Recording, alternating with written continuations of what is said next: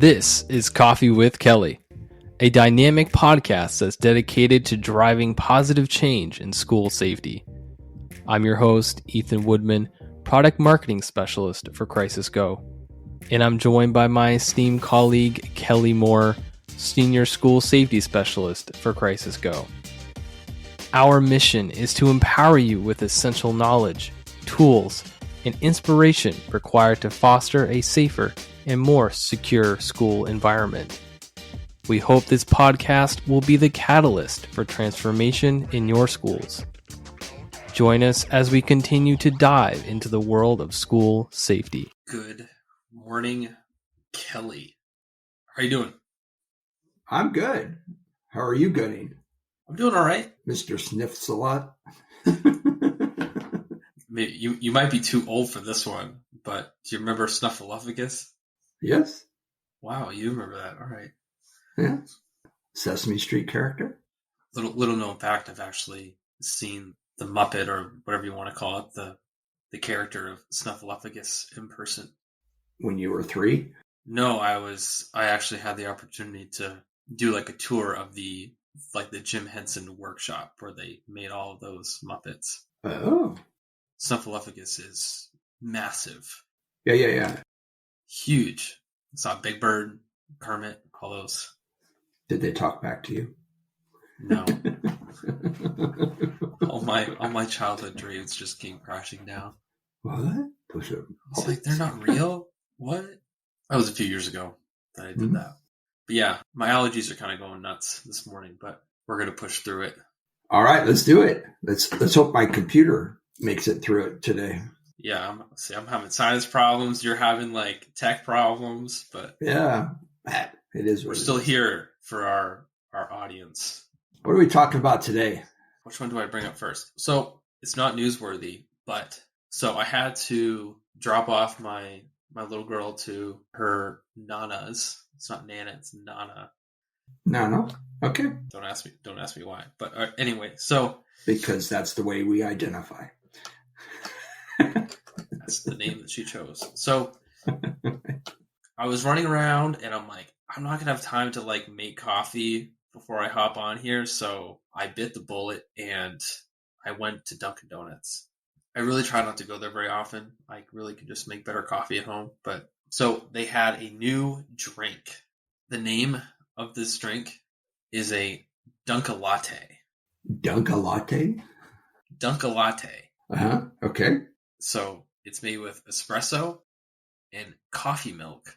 Not like coffee and milk, but it's like the coffee flavored milk. Okay. I may have put an extra shot of espresso in there. If you know though, right? I don't understand. Coffee flavored milk isn't coffee with milk. It's pretty good. It's not horrible. This podcast is not sponsored by Dunkin'. Yeah, but we had one just open up down the street from us. Nice. Yeah. So basically, I said all that to explain why periodically I'm going to be sipping out of this cup. Normally it's out of Normally it's out of a coffee mug. So I wanted to just make sure that everyone understood why. Well, I understand. We just had what I thought was a very successful Crisis Go Innovation Summit. But during that summit, if you have been lucky enough to get one of our mugs, they just became more valuable because we broke a bunch of them. Well, we didn't break a bunch of them. We didn't break them. Yeah. They were broken when they arrived. During shipping. Yeah. That was FedEx. Almost the rest of those broke. The rest of the first edition. The first set, yeah. That whole bottom row broke. It was 6 or 7 of them. It was crazy. Now your limited edition mugs have become even more limited. Mm-hmm. Pops up the value. Cranks it up. All right, what are we talking about today? What do we got going? First, in the news section, 2 kids were actually shot at a football game in Louisville, Kentucky.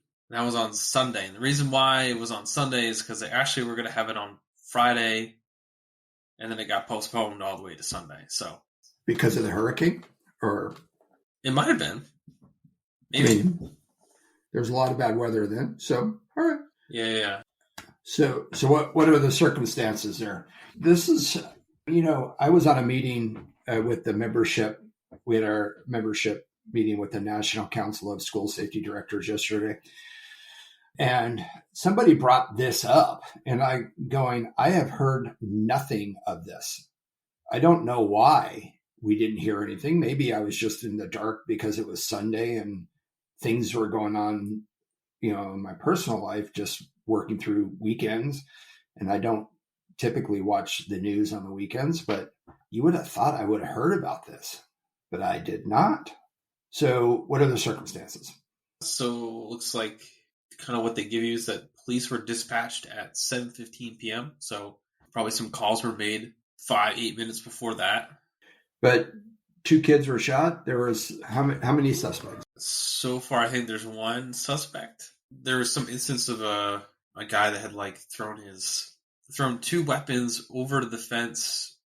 I'm assuming it kind of seems like it's prior to this event, however many hours or whatever before. And he claims that 1 was for him and 1 was for his cousin, just for protection, because he knew that people in that area didn't like people from his area or something like that. I guess they haven't. Investigation's still going on, right? Yeah, they haven't drawn any like actual connection between him and the shooting. So yeah. So, but again, I mean, it's like every time, like we've always been talking about, like a lot of these shootings happen outside, and then it happens at a football game. Like how many shootings have happened? Like so it happened. It didn't happen like in the stands. It happened in the parking lot, which is not the first time. Like how many times has that happened? Crazy. Yeah, this stuff happens way too frequently, right? There was a study done. I'm going to forget his name. I'm going to say Daniel Friedman. I'm not 100% sure on that because I'm horrible with names, but let's say it's Daniel Friedman, who does research on all of the school shootings. And he defines school shootings probably a little bit different than I do, because I don't necessarily, I think there are school shootings and then there are shootings that occur on campus. Those shootings, when I think of school shootings, and I think when most of us think of school shootings, we're thinking of the mass shootings, the active shooter scenario. But there's an awful lot of shootings on campuses that don't fall under that targeted violence category that we typically think of a school shooting. So one, when we hear of a shooting at a school, we need to figure out what that was. And somebody who gets involved in a gang fight and pulls out a weapon, and it happens to be in the parking lot of a school, not necessarily falls into that category. That's where 2 gangs came together, got into a little tussle, and somebody pulls a weapon out. Different mindset, different actions, and so forth. And those are much more difficult to predict and figure out, because that's happening in society all of the time. And the reason we're calling it a school shooting is because it happened in a school parking lot or at a football game or whatever. Now, you could argue, well, it was in connection with the school event, but it wasn't towards the school. It wasn't towards that. And it's a shooting that occurred that just so happened at that point in time, everything came together in that parking lot, right? It's like with anything else. Like if you had a shooting, like a gang shooting outside in a parking lot of a mall, it's not treated the same. That's part of the mall, but I mean, it's like, yeah, but it's still not treated the same, right? Yeah. And sometimes we say, oh, we're going to classify every incident that occurred on a school as a school incident. I don't necessarily agree with that. I think we should make that differentiation, because we deal with them differently, and it's a protection thing. It's a survival thing, as opposed to a solution to a problem this kid is having, and he's going to get vengeance on those who wronged him, right? Not sure that's the same process. But the other thing is the reason I heard about this yesterday, this National Council of School Safety Directors, was because we were talking about event security and what is going on and what are we doing? Who's responsible for these things? And this incident came up. And so it begs the question, because I know the schools that I was in charge of, only on Friday night were they closed. When I would say closed, you had to have a ticket to get in, you had to have ID to get in. But the other 6 days in the week, you could go run around the track. You could go have a soccer game. You could go have a pickup football game. You could have a track meet. You could have all of these different activities on this track.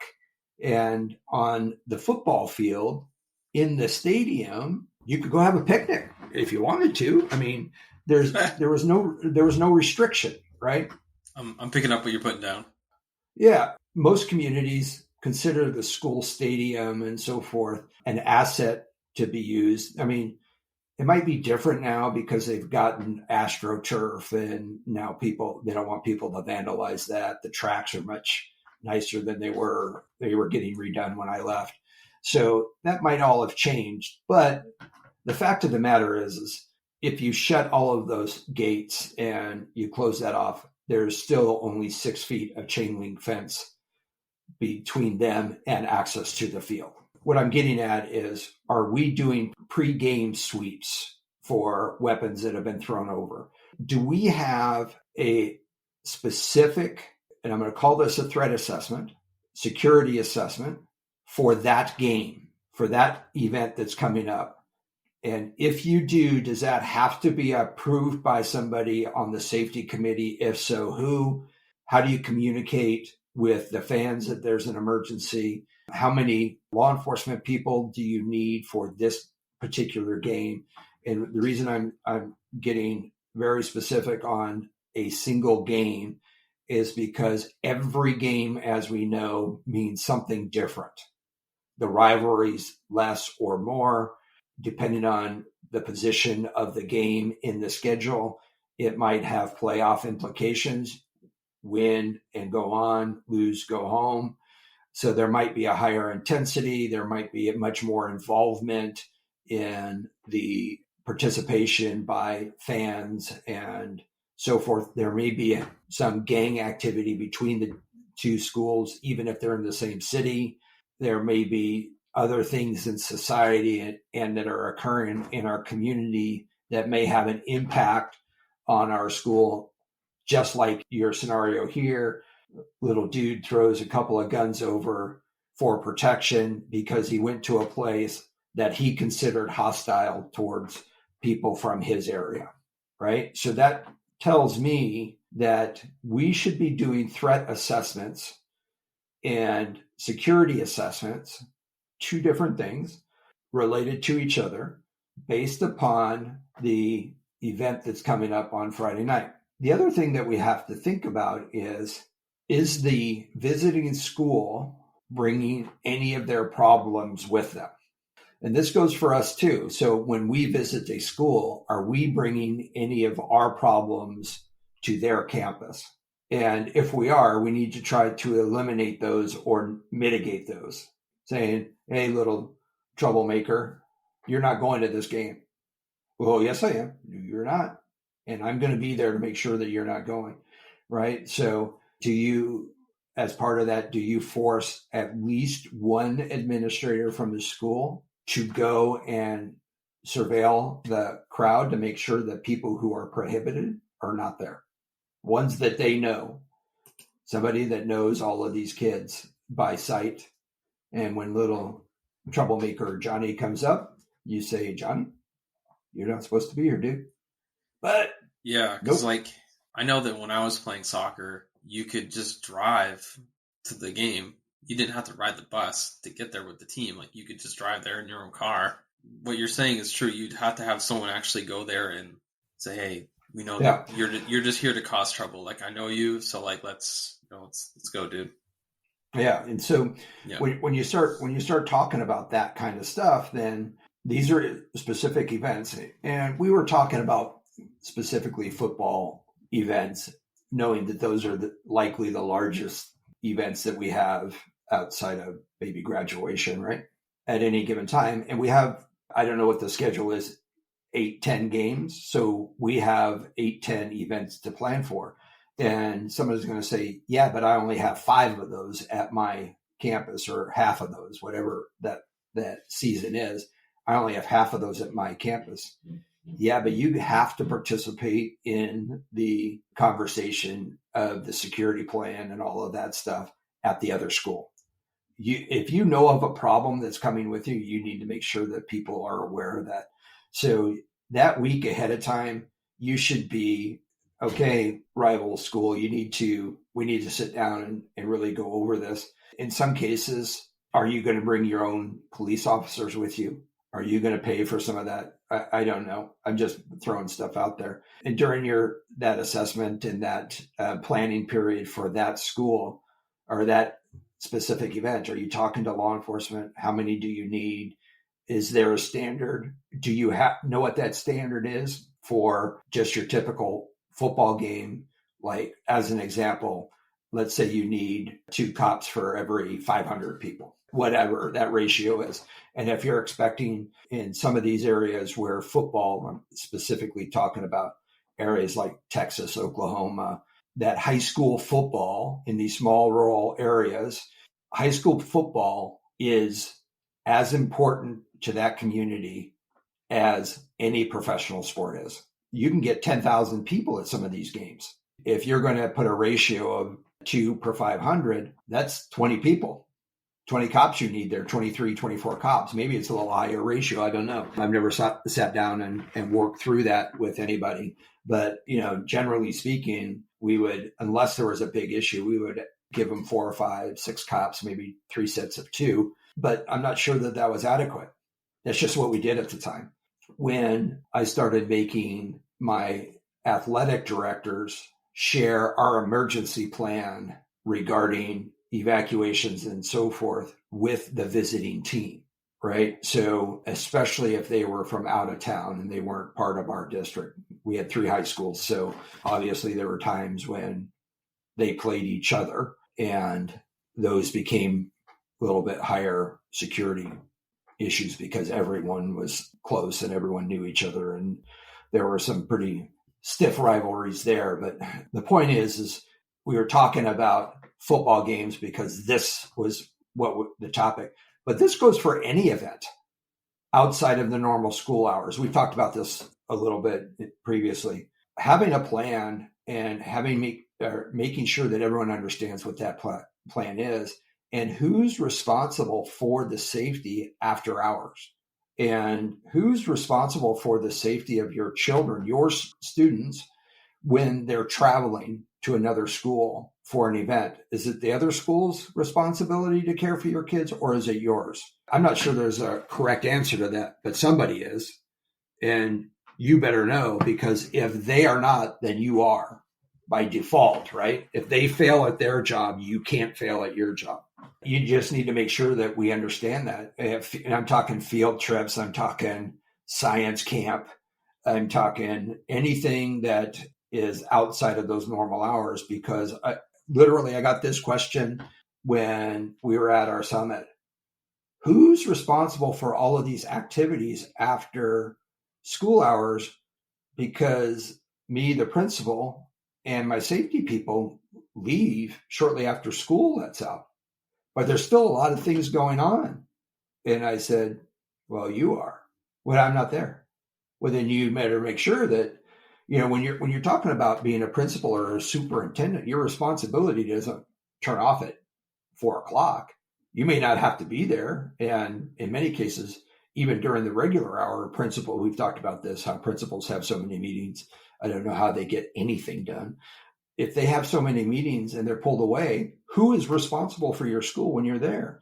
And this is no different between 7 and 4 than it is from 4 to 7 or 8 sometimes after. If you're allowing a school activity on your campus, regardless of what it is, whether it's a drama production practice, it's band practice, it's chess club, it's whatever you're allowing, you're responsible for that activity, even if you're not there. And if you're not there, you need to make sure who is there is taking responsibility for that. And so There should be plans, event action plans were discussed yesterday. So everyone is on the same sheet of music. That has to get completed and prepared by the athletic director and the coach of that activity. And that has to include consultation with law enforcement, fire, medics, and everyone has to sign off on it based upon a set of criteria for that event. And that includes security checks, what you're going to do, metal detectors, weapons detectors, parking lot, people roving around in the parking lot. 85%, this is what I started to say about the incidents on school shooting. Like 85% of all shootings occur outside of the walls of the school building. That's crazy. And so that's something that we need to look at, right? And a lot of them occur after hours or not when school is in session. All right, so that's the news. So Kelly, the next section here of our podcast, the main part, or the body as we call it in marketing, we're talking about funding, which to some may not be super exciting, but it's kind of interesting that we're just talking about a lot of these, a large percentage of school shootings are happening outside. I don't know if you feel the same, but it feels to me that a lot of the concentration of when we're talking about like investing in school safety, a lot of it's on the inside. Mm-hmm. Could be more on the outside. So, I mean, yeah. It's kind of interesting. We talk about that and it's like, we're talking about funding and it's like, maybe we should try to reallocate some of that to cameras on your light poles that have the ability for gun detection and that are always running even when you're not there. So you got to have that like cloud storage and all that, and have people a bit like available to respond just in case. I mean, go with that. Yeah. So first of all, let's recap, because this initial series that we're doing is in alignment with the Zero Now's Pathway to Safer Schools. So we've talked about building your safety team and the safety directors. We talked about assessing your vulnerabilities. And now we're talking about funding, right? What we're trying to get at is understanding what funding is needed. So, in our last podcast, we talked about assessing your vulnerabilities and identifying those gaps, building out what your plan should look like, your security plan, your safety plan, and what keeps you up at night, right? And how do we prevent those, mitigate those? How do we prepare for those? How do we respond and recover? And what are the costs to those plans and those determinations? And from there, once we've determined our gaps and what we need to do to fill those gaps, then we can start searching for a solution. I know funding is, what are the two obstacles? Time and cost, time and money, right? Yeah. And I'm not sure either one of those are actually an obstacle. They are because they're easy to identify and say, yeah, I don't have time for that. Well, I remember one of my undersheriffs, I used to do a lot of volunteer work with him for community service groups and stuff. And he came up and thanked me for helping so much. And he goes, I think you understand this, Kelly. And I go, well, understand what? And he goes, people who work in the community, like what we are doing, they don't have time. They make time. You could be easily doing something else. We don't have any more time than anyone else does. But for those who need time to do something, they make time to do it. And so what I mean by bringing this up is we have time. If you walked around and surveilled the amount of time that is being wasted, how many meetings are being done that are likely not necessary, how much time is being spent doing silly stuff, right? Sometimes I listen to some of these entrepreneurs and millionaires and how did they get rich? I'm likely never going to be a millionaire, but There's one guy I was listening to, I think he was from Texas. He said this, and I think this is crazy. It's so simple that it's crazy. Do you realize how much we can get done in 8 hours if we actually worked 8 hours? Probably quite a bit.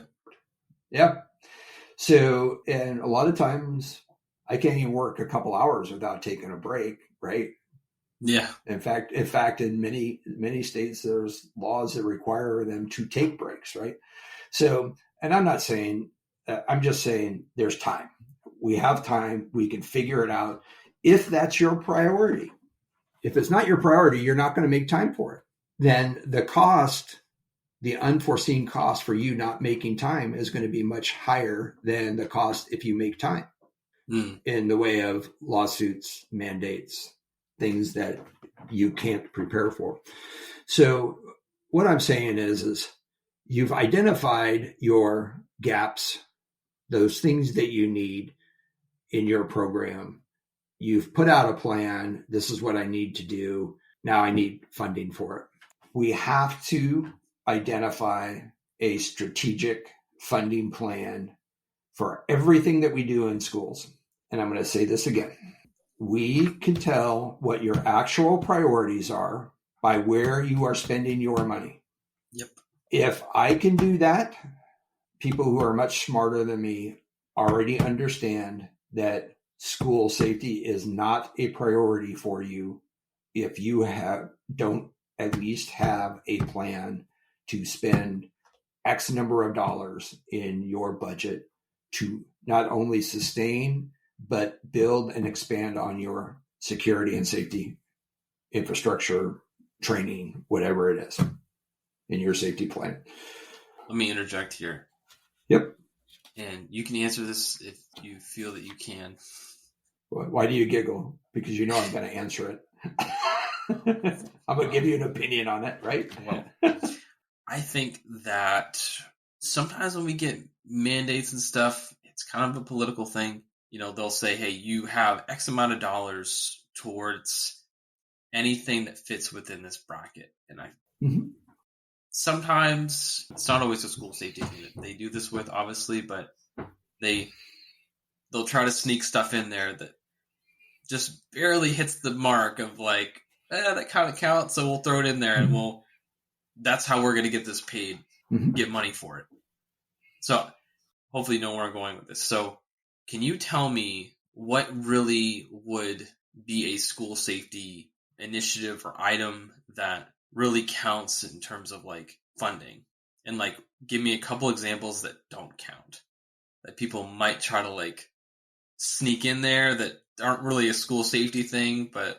Well, I mean, safety is safety. It can be just about anything, right? A new bus could be a safety issue. Okay.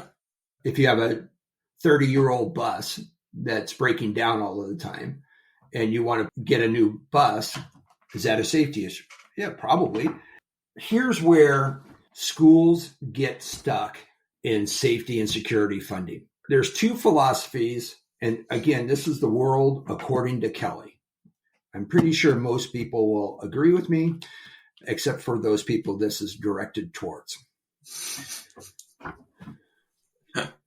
School safety, people believe that it is, I do this and I'm safe. I do this and I never have to address it again. I do this. It's a one and done thing. It's yes or no. It's black and white, however you want to describe this, that if I put in cameras, I never have to address those cameras again. If I put in visitor management, I never have to look at that again. And that is never the case, ever. It's never one and done. It's never yes or no, black or white. It is never that way. It is a continuing process.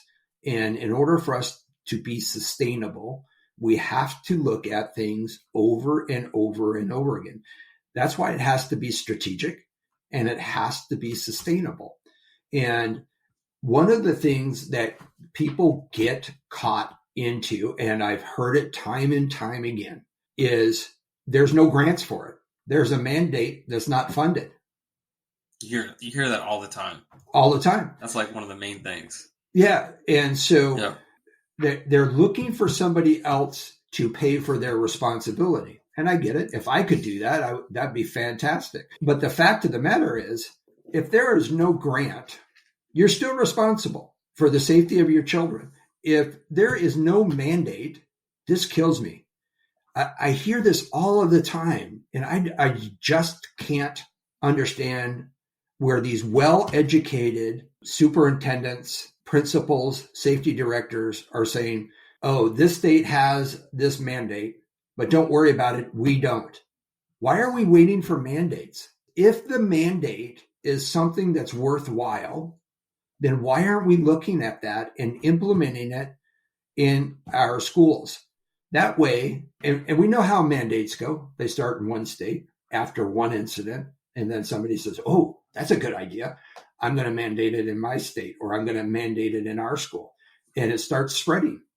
And so it takes several years for mandates to reach all of the states. But why are we waiting? If it's a good mandate, and there's not a lot of them, there's some, but if it's good to do, then let's see and let's work at it at our pace and our funding capabilities. Oftentimes there's mandates, but they don't give you enough to put it in all of your schools.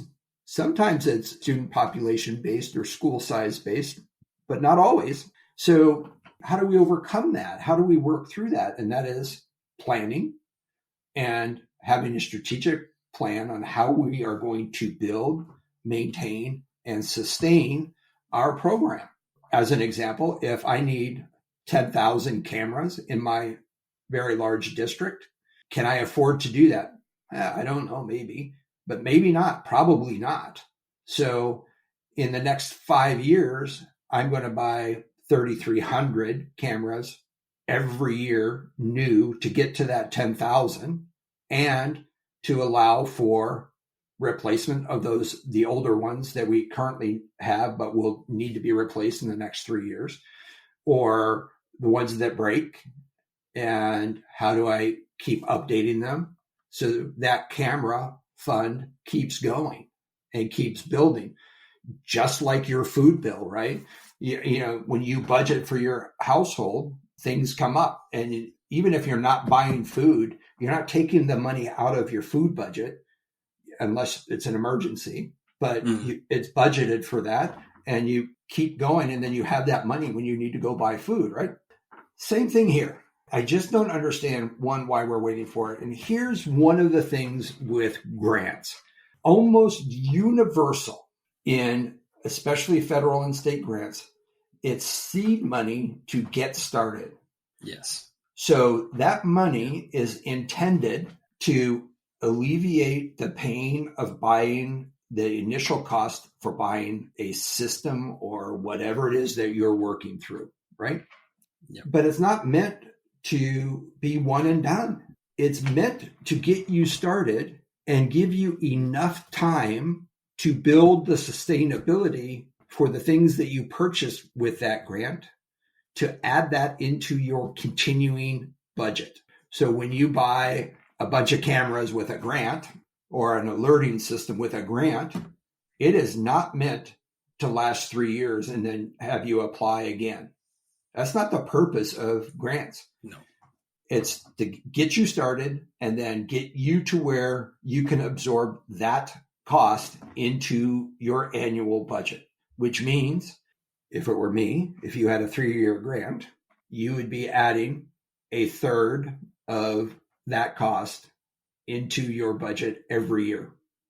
So by the end of 3 years, you are now used to paying the total cost of that forever, maintenance, all of that stuff. So when we're talking about funding, it is appalling to me that people, they just expect somebody else to pay for it. They just expect somebody else. And they put zero effort in creating a strategic budgeting funding program for your safety program.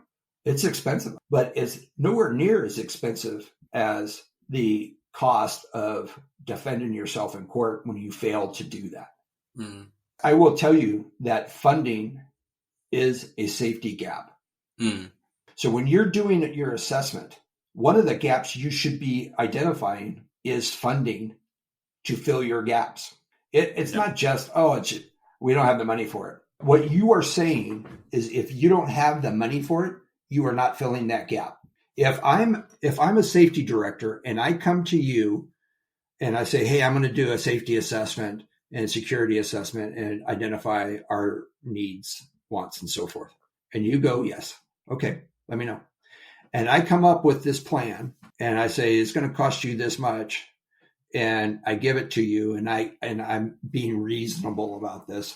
I'm not asking for attack drones or automatic robots or whatever. I'm really trying to do what's right for the school district, right? Yeah.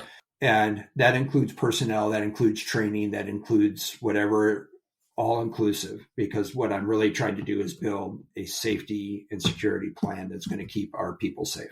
I come to you and I say, this is going to cost $1 million a year for the next 5 years. And then we're going to have to reassess that. And you say, yeah, I'm not going to do that. I don't have $1 million to do that. You have just said you are not going to keep my kids safe. You're going to say, oh, well, wait a second. I don't have $1 million. Find it, right? Yeah. Whether that's getting $1 million grant and then figuring out how you're going to fund the rest of those years or whatever. You need to start figuring out, okay, I can't give you $1 million, but I can give you $750K this year. And we'll start to figure out how we're going to absorb it, or $50K or whatever, right? And because as we discussed earlier, we're talking about sporting events and security and safety and how 85% of all shootings that occur on a campus are outside in the parking lot or outside of those walls of a school on school property. Where's the gap at? Like you said, we talked about that before, is we tend to face all of our safety things internally as opposed to externally to give us warning and so forth. If you refuse to fill a safety gap and you just say, I don't have the money for it, and you don't try to work through that and figure out how to get money, whether it's through donations or however you want to do that, or shifting money from here to there, then you're saying no to safety. You're not saying no to budget. You're saying no to safety. And like we've said this many, many, many times, it's about identifying issues, gaps, and solving those issues. And part of this is funding is a safety issue, plain and simple. Mm. You can't argue that not having identified money makes us safer. Yeah. You can't. I get that I'm saying that from a position from a company that provides things that cost money. I'm saying that, but the fact of the matter is you cannot do anything in the realm of safety without paying for it, even if it's just time. Yeah. Time costs money. Everything costs money. Everything costs money. And if you're not identifying the funds that you need to keep your people safe, you have no safety program. You might be getting by, but just because something didn't happen doesn't mean you're doing it right. It means you're getting lucky every day. That's a scary thought. But that's right. Oh, man. That's the challenge that we face every day in safety and security. As safety and security professionals, we have to get it right every day. Many times we have to get lucky every day, and we try to limit the luck and move the lucky over into we got it right category. Yes. But frankly, those who wish to do us harm only need to be right once or lucky once. But we have to do it every day. We have to get up and say, we're going to do this every day, and this is how we're going to do it. And trust me, I understand, and I know that there's lots and lots of people who are doing it right, and they're figuring it out, and they're working their way through it. And I applaud those people. But there's many of us that we still hear it all of the time. What's your number one challenge? Time and money. Yeah. Time and money. Time and money. Right? I still talk to safety directors quite frequently. And one of the things that they are challenged with is getting 8 hours for an entire year to train their people. And they get that one day for an entire year to train that person, all of their people at the beginning of school. And somebody seems to think that that's okay. Wow. If you look at the Georgia incident, and I'm not going to get into the debate of success or what have you there, but one of the things that sticks out in my mind is the number of panic buttons that were pushed were like 35. And you think, 35 panic buttons, that's great. But 100 and some odd people were trained with that a week and a half before and didn't push it. Right? So that's 30%. Right? Oh my gosh. 35%, right? 60-some% of people didn't. If our training is completed in close proximity to the time of event, we have a greater likelihood of success. But it's a perishable skill, even pushing the button, because you have to think about pushing the button. And we're a week and a half or so away from it. And you can see the drop off is pretty dramatic. Mm. Now, do you expect everyone? Probably not. But this event and the training happened less than 2 weeks apart, if I understand. So you can start seeing the drop off. Now, if you take that and you say, okay, I'm going to train everybody on all aspects of training. I'm not going to run them through any tabletop exercises. I'm just going to get as much information to them in 8 hours as I can. That's a expectation and that they're going to be successful in May and June with that training and doing one drill a month. It's almost an unrealistic expectation. Almost. Yeah. You're going to get lucky with some of them. The reality is if you were to do a honest after action report after that, you would see a lot of failures, I'm guessing. So it's a constant thing. You need to be able to run drills and pull people out and say, hey, you didn't do this quite right. You're going to come to my office for an hour and we're going to train on this. Or I've noticed enough people that I'm going to train your entire school on this. You need to be able to do that. You need to be able to correct, remediate, retrain if that's what is necessary, but you need to be able to do that. And that's part of your funding. That's part of meeting those challenges of time. You might need to pay for substitute teachers to come in and work through that if you're going to pull a couple of teachers out of their position for a day or two while you have to retrain them. So that's part of that funding. And exercises and things like that are going to, I see it, if you're not already mandated to do full exercises, and full exercises can be very expensive, but there's more and more of the states that are requiring people to do that at least once a year. So it's better if you start finding the money now. It's better if you start filling the gaps now. It's better if you start planning now that this is going to be the reality of your district forever. You should have a safety and security budget, just like you have a food budget, just like you have a transportation budget, just like you have a curriculum budget, paper budget, whatever it is. You need to identify that this reality is here to stay. And this is another reason that you have a director of safety, right? So all of the other directors, you have a director of food services, you have a director of transportation, director of finance, director of curriculum at different levels, director of special education. You have all of these directors in there. Where's the school safety director? And many schools still don't have it, right? And some of those are mandated, but not all of those are mandated, but you have them. You have somebody who's doing it.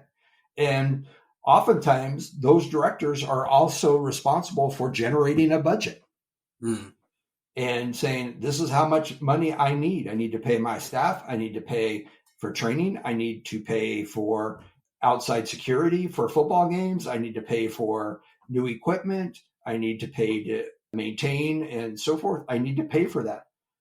Right now, it oftentimes it's just, and this is why we say that we don't have any money for it, is because it's not being identified as a need. And this is why people are going after grants, because they didn't anticipate this need for this budget 2 years ago. Get a budget. Get a budget. Get a budget. Start paying for it.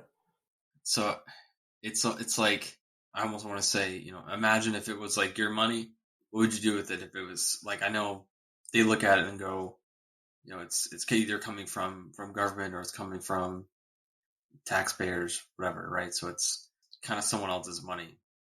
So I think it means a little bit more if it's like your money. The other thing is, I know that obviously you have all those different directors and people at the table, right? So everyone wants the money to go in their direction, right? Mm-hmm. So I think while you're, maybe figuratively or whatever at that table with these people, and you've kind of said this already, where it's like, you really need to ask the question, is this more important than the safety of our staff and our students? Mm-hmm. Like it's pretty simple. I don't know. It seems simple to me, but. Right. But that's the discussion that the cabinet has to have. That's the discussion that the school board and superintendents have to have, is what is realistically, how much can we spend, period, and what does that mean, and what are our priorities? I'm not saying this is a bad thing, but I'm going to give you an example. My school, I told you this before, my school at the time I was there told me that they budgeted about $50,000 for every football game they put on. Our safety budget at the time, I wasn't involved with it, so I didn't have access to look. I was told it was about $45,000.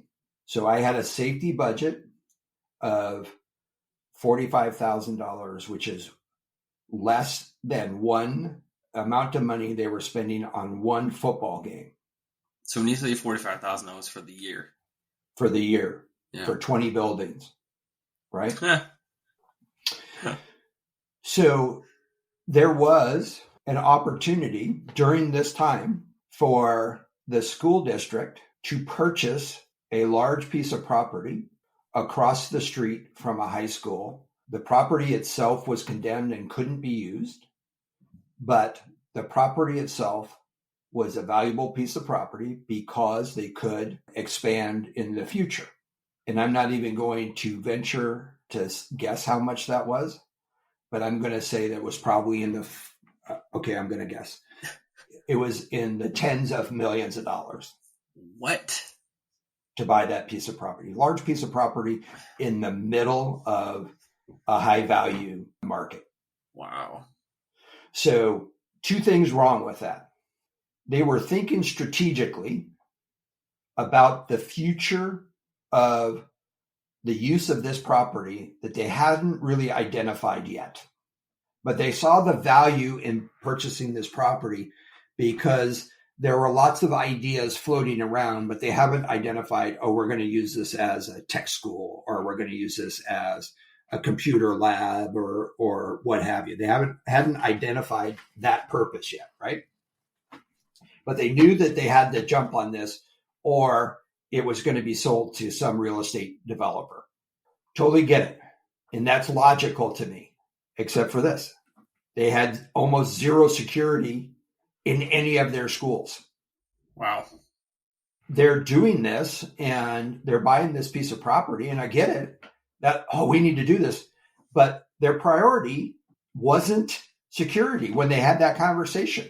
That's why I advocate those types of things are the reason I advocate that you have to infuse safety in every discussion at the cabinet level. Hey, we're thinking about buying this piece of property.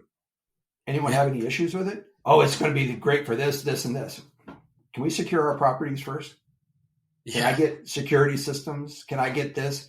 Can I at least get, and I bet you they didn't write a check for just like I bet it's going to be paid over time, right? But they had a plan for that. And when we're talking in the tens of millions of dollars, and they had a plan to pay for that, there was no mandate there. There was no actual need there. This was something that they planned on. They identified that this is something that would be good for the district. Why are we not giving the same consideration to the safety and security of our kids? We're not. They're not saying, I'm going to spend tens of millions of dollars to protect our kids. They're saying, we don't have a budget and we don't have the time to do it. And the next thing they're saying is safety is our priority. Yeah. It's not. It's absolutely not. But if you had somebody in that discussion raises their hand and says, hey, what about spending some of that money on making sure our buildings have access control, making sure all of our campuses have functioning cameras? What if we start training our people? What if we start providing counseling? What if we start providing all of these things that could really make a difference in our schools today? And then we can figure out if we have enough money to buy this piece of property for future use. Just the thought.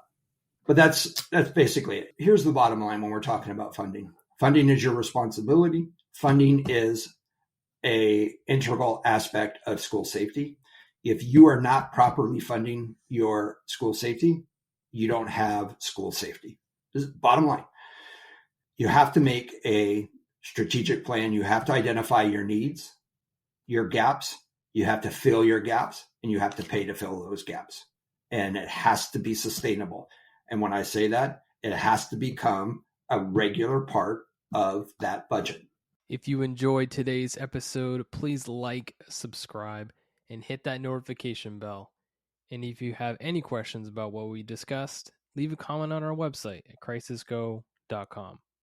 Thank you for joining us today, and we'll see you next time on Coffee with Kelly, a discussion on school safety.